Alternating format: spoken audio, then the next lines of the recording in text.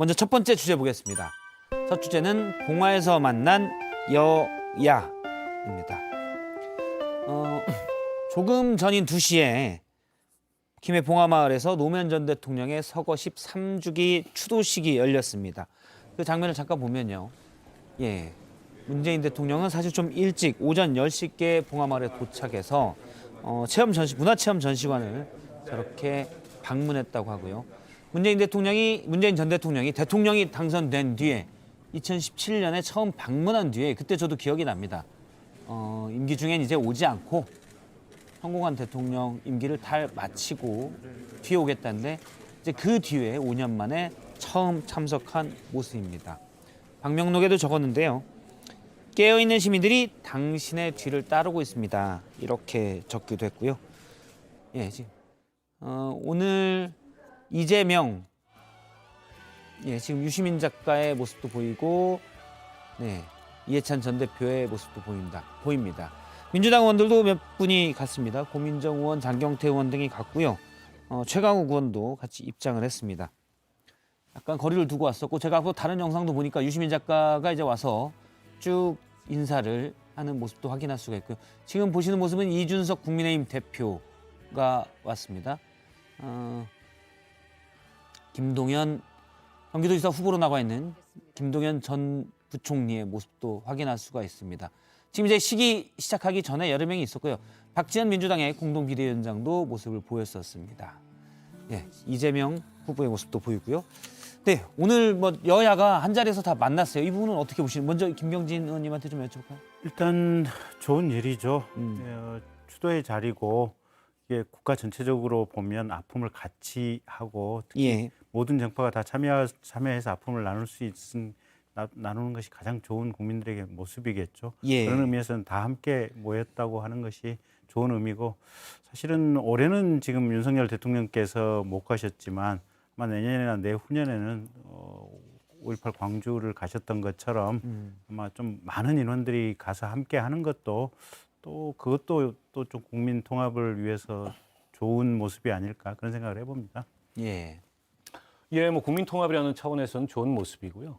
그리고 전직 대통령에 대한 어떤 추모와 예우의 자리이기 때문에 그에 대해서 뭐 여당 야당 가리지 않고 이렇게 그 전직 대통령을 추모하는 마음을 보인다는 것은 우리 정치가 지나친 어떤 진영 대결에 의해서 너무 분열돼 있고 그에 따라서 이제 국민들까지 분열돼 있지 않습니까? 이제 그런 거를 좀 치유하기 위해서 정치 지도자들이 앞장서서 이런 모습을 보이는 거는 저는 바람직하다고 보고 지난번에 그 광주 5.18 기념식에 의해서 특히 이제 이어서 여당 지도부가 대거 이렇게 참여한 모습도 좋아 보입니다.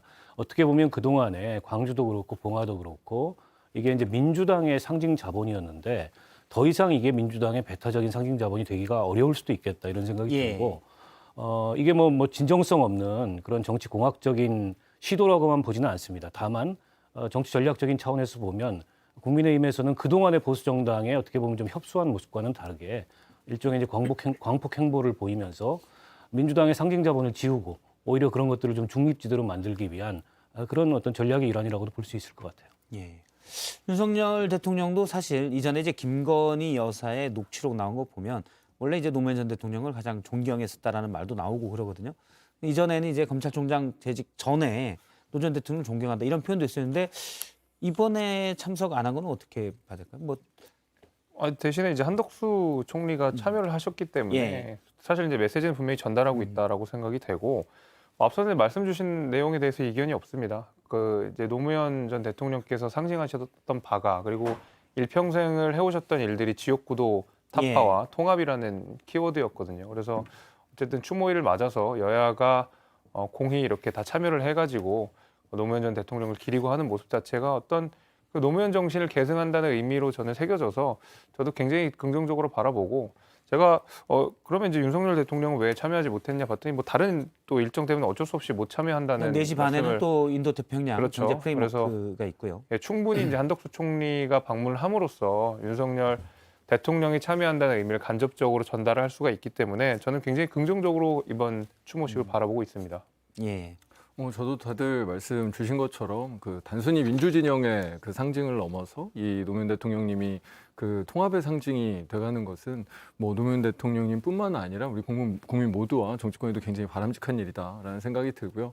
다만 저는 개인적으로는 마음이 되게 무거웠습니다. 그 제가 재작년에 그 이제 총선 끝나고 예. 봉하마을에 다녀오면서 그때 이제 진보의 미래 그 이 노무현 대통령님 미완성 유작이죠. 그거를 이제 읽으면서 그 왔었는데 제가 오늘 또 생각나서 아침에 그걸 좀 다시 읽었어요. 예. 그랬더니 아 우리가 노무현 대통령님 그리고 문재인 대통령 5년 동안 이 진보의 미래에 대한 더 큰 노력과 그런 어떤 그 철학적인 고민들과 연구들이 좀 부족했었구나. 진짜 노무현 대통령님의 이 뜻과 그런 통합의 정신 같은 것들을 기르는 일에 우리가 게을렀구나라는 반성도 좀 많이 되는 그런 장면이었습니다. 예.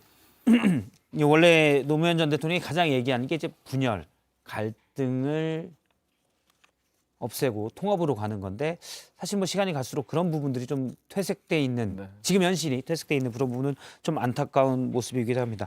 오늘 전세현 정장관이 추도사를 했는데 여기 이런 말이 있습니다. 뭐 최근 대선 패배 후에 기운이 나지 않는다고 말씀하시는 분들이 적지 않다. 뉴스도 보기 싫다는 분들도 많다. 아무래도 이제 민주당 지지층에 그렇다는 말씀이겠죠. 현실적으로 그럴수록 더 각성해서 민주당을 키워나갔으니 모아주셔라라는 얘기인데 이건 아무래도 지방선거 앞두고 이런 부분도 좀 가만히 된 발언인가요? 글쎄 그렇게 보이는데 또 이제 그 자리에 오신 분들이 아무래도 진보 진영이나 또 민주당 지지하시는 분들이 상대적으로 추모객들 비율 중에서 많기는 할 거예요. 예. 근데 정 장관님은 굳이 저 말씀은 또 조금 갸우뚱하기도 해요. 그러니까 이제 이 자리에 박원석 전 의원님도 계시지만 정의당을 지지하시는 또 추모 국민들도 예. 대단히 상당수가 있을 거고 또 보수 진영을 지지하는 국민이지만 또 노무현 대통령님에 대해서는 애틋한 마음을 가지고 있는 국민들도 계실 수가 많겠죠. 있거든요, 보면. 그래서 굳이 이 말씀을 하셨을까, 왜 하셨을까, 이제 이런 생각은 드는데 어쨌든 중요한 건 이제 이런 것 같아요, 보면. 이제 그러니까 뭐 이 추모에 관한 자리에서 제가 뭐 이 말씀을 드리기가 또 조금 뭐 조심스러울 수도 있는데 결국은 항상 진실, 올바른 것, 또 국민을 위해서 필요한 것, 이것을 찾아가는 자세랄까 이런 부분들을 정말 이 중심의 확고한 원칙으로 가져가고 있다면 그거야말로 이게 노무현 정신이 아닐까 그런 생각 예. 좀 해봅니다. 알겠습니다. 문재인 대통령이 보도에 따르면 이제 문재인 전 대통령이 이재명 민주당 총괄선대위원장과 함께 권양숙 여사와 또 같이 오찬을 했다고 그러더라고요. 뭐 이재명 위원장이 볼 때는 문재인 전 대통령과 두 번째 이제 대선 이후에 두 번째 오찬인데 어떤 얘기들이 좀 오갔을 걸로 보십니까? 지금 뭐 나와 있는 보도는 아직 내용은 없습니다. 글쎄요. 근데 권양숙 여사까지 함께한 오찬 자리에서 무슨 정치적인 얘기가 오갔을 것 같지는 않아요. 예. 다만 이제 노 전 대통령에 대한 뭐 향수들이 저마다 있으니까 그런 얘기들 나누고 또 문 대통령 퇴임하신 이후에 권양숙 여사 처음 자리를 같이 하는 거 아니겠습니까?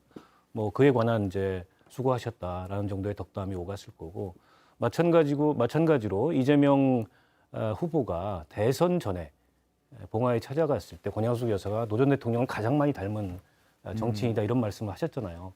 대선 이후에 따로 그 인사를 했을지는 모르겠지만 대면하는 건 아마 처음일 거예요. 그래서 지난 대선 동안에 고생 많았고 뭐 힘내라 이런 정도의 얘기가 오갔지 특별히 여기서 어떤 정치적인 얘기가 오갈 자리는 아니었던 것 같습니다. 시기적으로도 그렇고.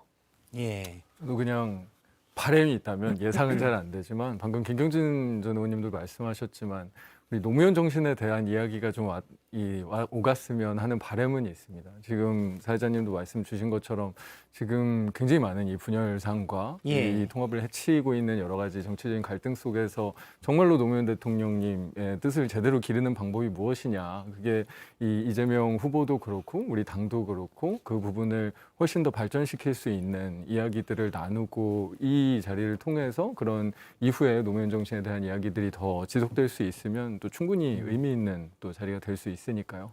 그렇게 희망합니다. 저는. 원래 이제 민주당 쪽에서는 지금 지방선거가 열세인 지역들이 많아서 아무래도 이제 최근에 지지층들이 앞서 정세현 전 통일부 장관의 말대로 TV 보기가 싫다 뭐 이런 얘기 때문에 그렇다는 말씀이 있어서 이번에 노무현 전 대통령의 추도식을 통해서 지지층이 좀 더 모였을 만한 바람이 있다는 얘기들이 좀 나왔거든요. 네.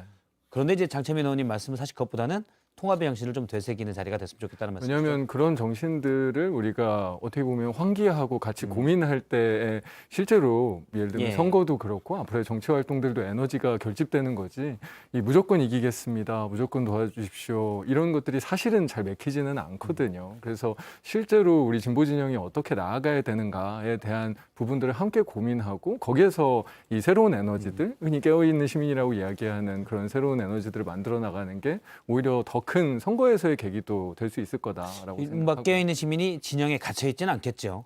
그 제가 오늘 아까 진보의 미래 책도 말씀드렸는데 거기 깨어있는 시민에 대한 얘기를 보면서 제가 그 부분에 대해서 다시 한번 고민을 했거든요. 예. 노무현 대통령님이 얘기하셨던 깨어있는 시민이 우리 진영에 대한 이야기가 분명히 아니거든요. 정말 이 시민이 발전해 나감으로써 민주주의 자체가 발전해 나간다는 그런 부분들에 대한 고민이셨고 그게 이 노무현 정신이었기 때문에 우리가 한번 깨어있는 시민을 어떻게 규정할 것인가에 대해서도 한번 좀 다시 고민하고 이야기해 보는 게 되게 소중할 것 같습니다. 근데 저는 그 어떤 대화를 나누는지는 사실은 뭐 추측의 영역이지만은 적어도 문재인 전 대통령님이나 아니면은 이제 이재명 후보나 동일하게 느꼈던 건 아마 격세지감일 것 같아요. 그러니까 2018년에 우리가 지방선거를 치르던 당시에 사실상 그 지방선거에 가장 말하자면은 핵이라고 해야 될까요? 했던 분이 문재인 당시 이제 대통령이었고 지금 지방선거에 가장 수장격으로 있는 이재명 후보가 4년 만에 이렇게 완벽하게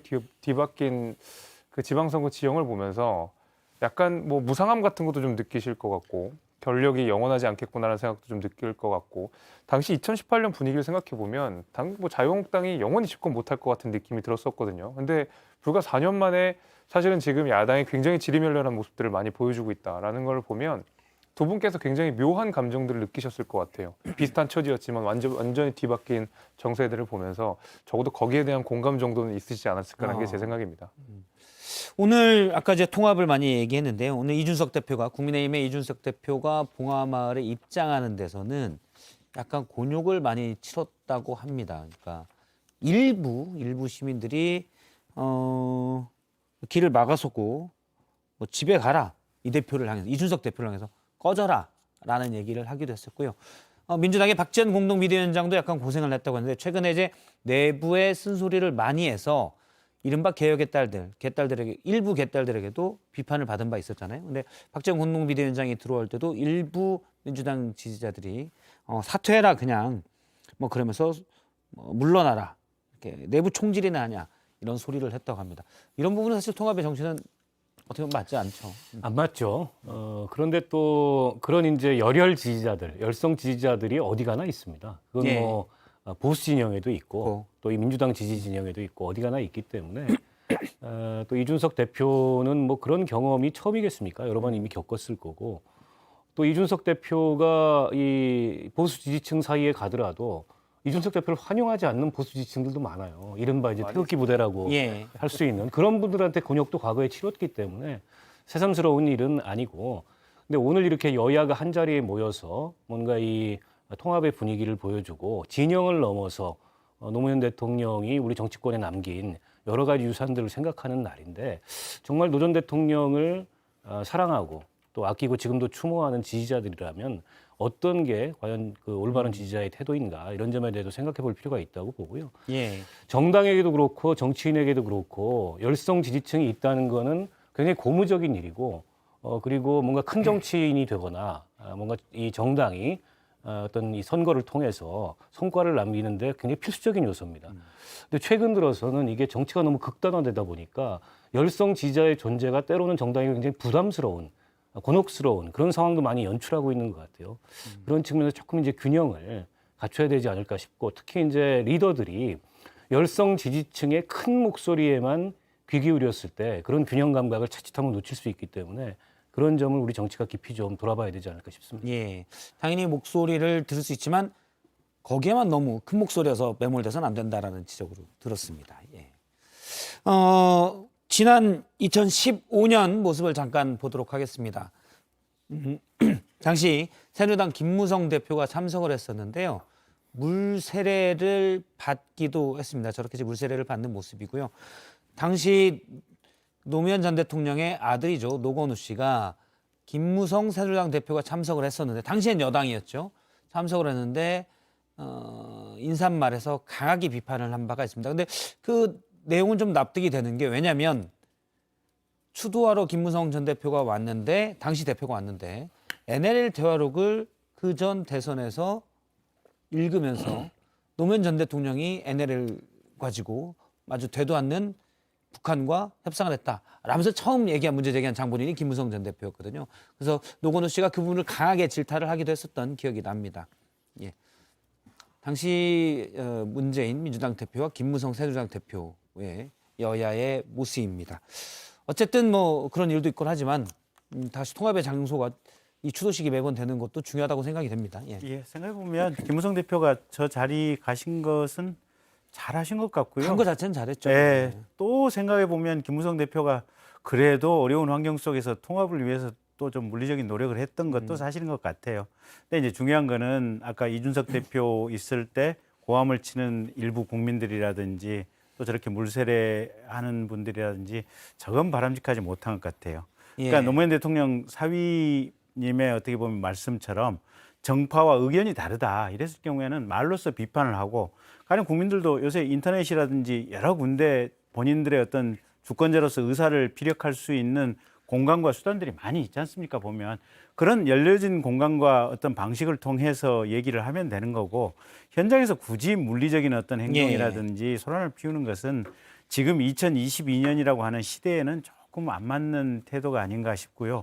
어쨌든 우리가 성숙되게 각자 다른 의견을 가지고 있다라는 것은 존중하고 그러면서도 당신의 의견의 문제점 또 내가 생각하는 이상사회의 문제점에 대해서는 우리가 온라인 공간이라든지 대화, 말의 방법을 통해서 치열하게 토론할 것은 토론하고 예. 그게 정치인뿐만 아니라 국민 모두에게도 어떻게 보면 행동의 프로토콜로 자리 잡는 그런 시간이 되었으면 근데 저거 좋겠습니다. 제가 보면서 지금 얼마 전에 우리 이준석 대표 포함해서 그 국민의힘 인사 거의 전원이 다 광주에 방문을 했고 이번에는 노무현 전 대통령의 추모식에도 참가하는 모습들을 보면서 제가 그 럭비 선수라서 인빅터스라는 영화를 굉장히 재밌게 봤는데 예. 거기에 보게 되면은 사실은 이제 그 남한공이라고 하는 나라가 당시 이제 그 백인들이 통치하던 시기에 백인의 전유물처럼 여겨졌던 그 럭비 스프링복스의 유니폼이라는 게 있었거든요. 근데 당시에 넬슨 만델라가 그 백인들의 전유물이었던 럭비 유니폼을 입고 나와가지고 흑인들의 굉장히 큰 반발을 샀고 또 백인들의 반발도 사면서 동시에 이러면서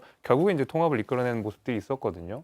저는 아까 전에 이제 김무성 대표도 뭐 물세례를 받고 이준석 대표도 중간에 뭐 모욕적인 언사들을 들었다고 하는데 계속 이런 시도들이 계속 있어야 된다고 생각합니다. 얼마든지 이런 시도가 있어야지. 예. 그리고 지금까지 민주당이 전유했던 어떤 그런 것들을 국민의힘에서도 얼마든지 손을 내밀고 다가가는 모습들을 보여줘야지만이 사실은 국민의힘도 조금 더 신뢰받을 수 있다 이렇게 봅니다. 그래서 단순하게 프로토콜을 만들고 이런 차원을 넘어서 고맙게 생각했으면 그냥 좋겠어요. 우리 예. 진짜 노무현 대통령님을 사랑하는 분들이 고맙다. 그래도 시간이 지나면 지날수록 우리 노무현 대통령님을 그렇게 같이 봐주는구나. 고맙습니다. 라고 생각할 수 있으면 그러면 거기에서 조금 통합과의 포용들이 같이 시작되지 않을까라고 생각합니다. 예, 윤석열 대통령은 앞서 언급한 것처럼 일정상 오늘 추도식 참석이 어려워서 한덕수 총리가 일단 가서 추도 메시지를 대신 전했습니다. 오늘 윤석열 대통령이 이제 대통령실에 출근하면서 1층에 이제 기자들이 늘 질을 치고 있지 않습니까? 이 부분에 대해서 오늘 물어봤는데요. 윤석열 대통령의 답변 잠깐 듣겠습니다. 노무현 전 대통령 추도식 열리는데 좀 국민 통해서 어떤 메시지 좀 말씀해 주세요. 그래서 뭐 한국 정치에 참 안타깝고 비극적인 일이죠. 그래서 뭐 권양숙 여사를 위로하는 말씀을 담았습니다. 네. 일단 윤석열 대통령은 상당히 메시지 자체나 또는 보여주는 행동들에 대해서는 중도적인 모습들이 많이 있는 것 같아요. 약간 어떻게 보면 실용적이고 진영에 대해서는 전혀 신경 쓰지 않는 그런 모습도 많이 보이는 것 같아요. 박원석 의원님은 어떻게 보십니까? 예, 뭐 사실은 원래 정치를 시작하기 전에 예, 정치에 등장하면 어떤 모습을 보일까라는 거를 많은 사람들이 예상할 때 기존의 아주 그 강경한 보수의 모습이기보다는 그보다는 조금 더 열려 있는 그런 어떤 중도적인 보수의 모습을 보일까 이렇게 예상을 했었어요. 그러나 이제 현실적으로 그 국민의힘을 선택하지 않을 수 없었을 거고, 그리고 또 대선이 어쨌든 이 진영 간의 갈등으로 이렇게 좀 확산되면서 예. 선거 캠페인 과정에서는 뭐 다소 좀 기존의 보수로 돌아가는 듯한 모습을 보였을 수도 있습니다만 이제는 대통령이지 않습니까? 대통령은 진영의 대표자가 아니고 국민의 대표이기 때문에 조금 더 개방적이고 포용적이고 그리고 조금 더 열려 있는 그런 모습을 보이는 게 대통령으로서는 당연한 그런 면모라고 보고요. 그러나 이제 임기를 막 시작했기 때문에 앞으로 윤석열 대통령이 본인이 갖고 있는 이 국정에 관한 구상 또 인수위를 통해서 발표한 그런 국정 과제들 이걸 어떤 모습으로 어떻게 만들어갈지는 더 지켜보고 평가를 해도 늦지 않을 것 같습니다. 왜냐하면 지금 국회 상황이 굉장히 어려워요. 다음 총선까지 거의 2년에 가까운 시간이 남았는데 2년에 가까운 시간 동안에는 협치를 해야 됩니다. 그거는 뭐 선택이 아니고 필수입니다. 왜냐하면 작은 야당이기 때문에. 예.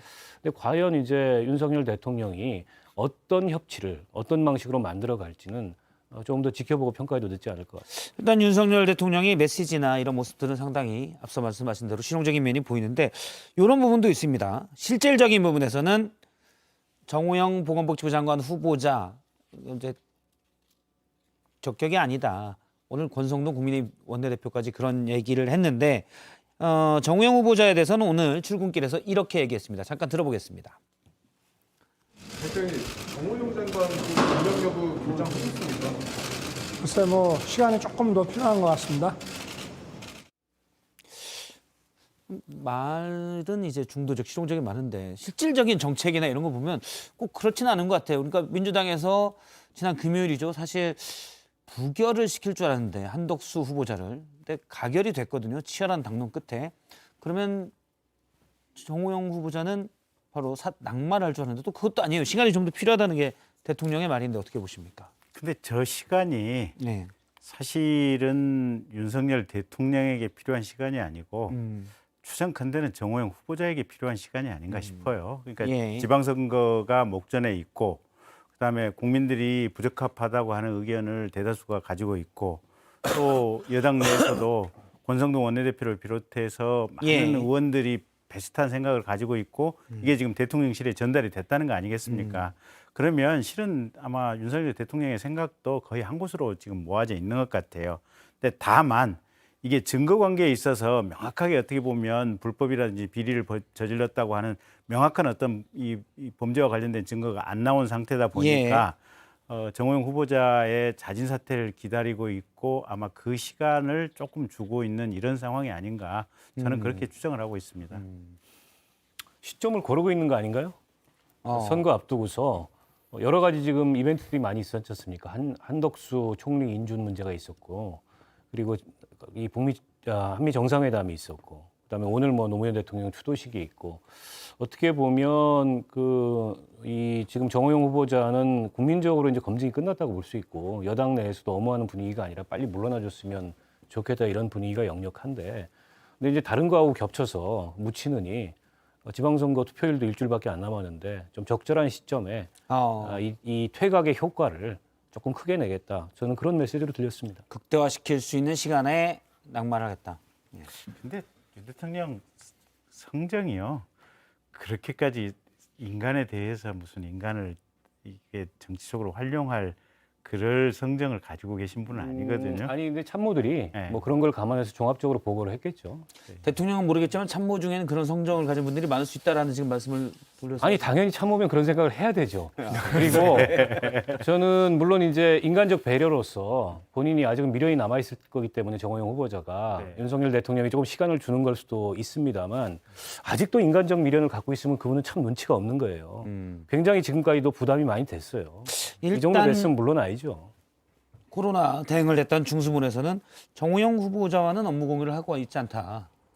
이렇게 얘기를 해서 사실상 관계에서는 이미 낙마를 기정사실화하는 것 아닌가라는 생각도 좀 들긴 합니다. 저도 시간이라는 단어를 이야기를 했을 때 그 의미가 박원석 전 의원님 얘기하는 거랑 사실 동일하게 읽혔거든요. 그러니까 예. 지명 철회하는 데는 시간이 전혀 필요하지 않습니다. 뭐 자진 사퇴에 대한 요구를 한다는 것도 이게 워낙 지금 오래 끈 사안이기 때문에 마음 정리를 하는데 얼마만큼의 시간이 필요하다는 것도 사실은 별로 개연성이 없는 이야기고요. 그러면 결국 시간이라는 그 단어가 가지고 의미는 적절한 시간을 고르겠다라는 걸로 입혀서 그냥 그 수순대로 하면서 이 타이밍을 보는 거구나라고 이해가 되더라고요. 오늘 권성동 대표 얘기한 것도 그렇고.